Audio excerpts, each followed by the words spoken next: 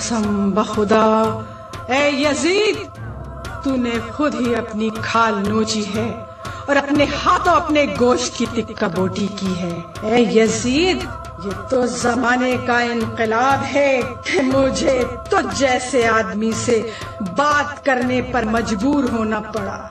تجھے تو میں بہت چھوٹا اور بے وقت سمجھتی ہوں، البتہ تیری سرزنش کو بڑا کام اور تیری ملامت کو ایک اچھی بات قرار دیتی ہوں۔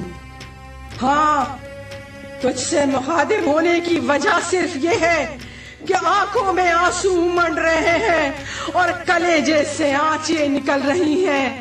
یزید، تیری فکر غلط ہے، تیری رائے خام ہے، تیری زندگی کے محض چند دن باقی رہ گئے ہیں، تیری بساط الٹنے والی ہے اور بہت جلد تیرے ساتھیوں کا شیرازہ بھی بکھرنے والا ہے۔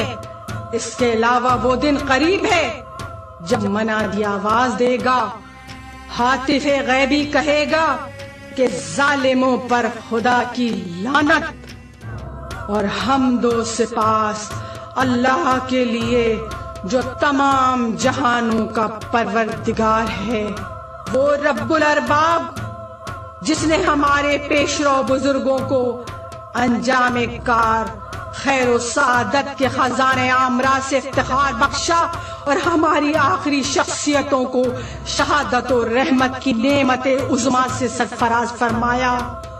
ارحم الراحمین، ہمارے شہداء کے ثواب کو کمال آگی، ان کے اجر کو فراواں اور ان کے وارثوں اور جانشینوں کو اپنے حسن کرم سے بہرہ مند فرمائے۔